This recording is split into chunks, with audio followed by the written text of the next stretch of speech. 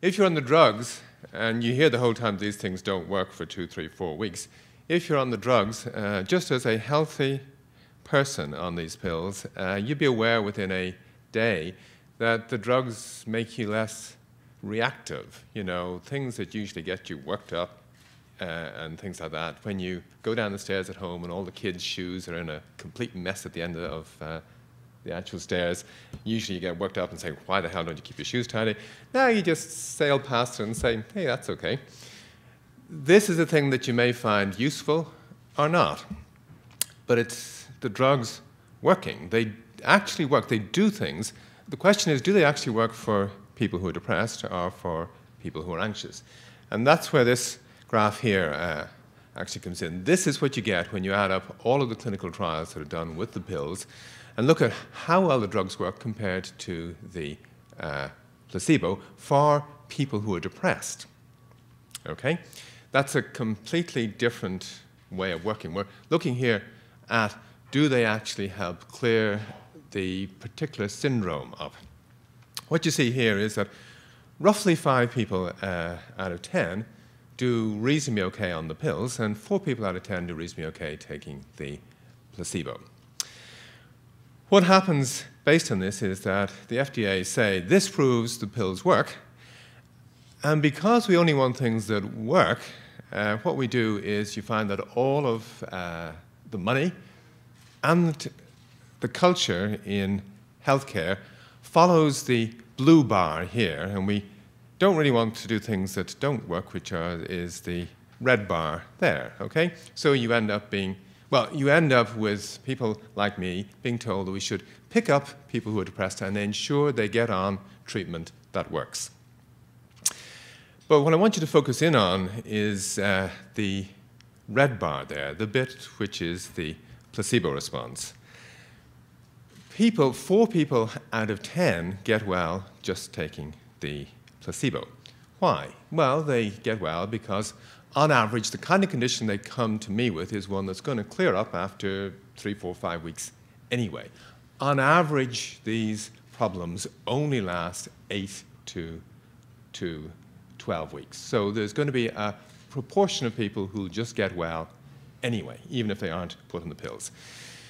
They come to me and I may say useful things to them about, say, the food they're eating or how fit or unfit they are, or the fact that they drink too much and things like that. That may also help.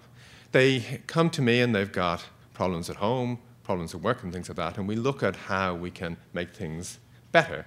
That'll also help. The simple fact that you bring yourselves in for help helps. The fact that you bring yourself in and you see me, and you don't actually see me, you see a healer who you think is really actually going to help you, that helps. Problem we all have is that we can't tease out all those bits to see what contribution those bits make to the red bar there. But what the clinical trials actually show isn't that the pill worked. What they show is, let's just go back to that slide there. What they show is the contribution that the pill makes to the overall response. Because all of the placebo factors happen when you're on the pill also. The kind of, it could be, even if you're on the pill and get well, that it isn't actually because you're on the pill that you got well. It's to do with the fact that you've changed your lifestyle and we've problem-solved things and things like that. So the pill makes that contribution there. 1 person out of 10 specifically actually responds to the pill. 4 people out of 10 respond to just being seen. And that's only from the published trials. If we were to add in all of the trials that the industry hides, which show that the drugs don't even work that well, the picture would look even worse.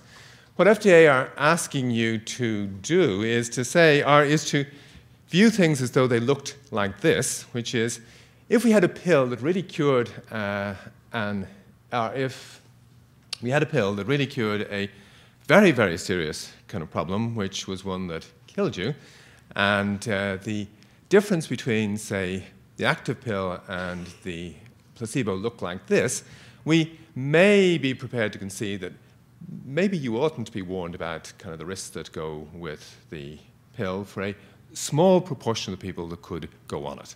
But that isn't the way the antidepressant data looks. The antidepressant data looks the way you've seen. And in fact, it looks even worse.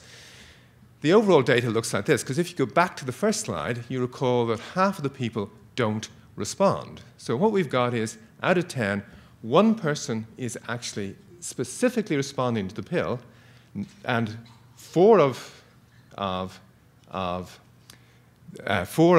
the 10 respond to the placebo, and a further 5 don't actually respond to either.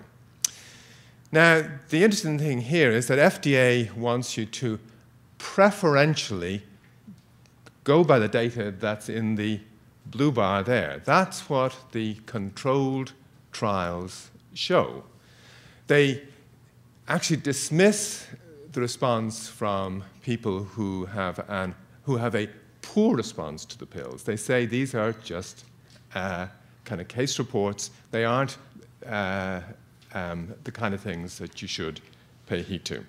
We only want to go by what the clinical trials show. Well, what the clinical trials show is the response of the one person out of 10 that you see there. And you've been asked to go by that kind of evidence. Now, let me take this one step further.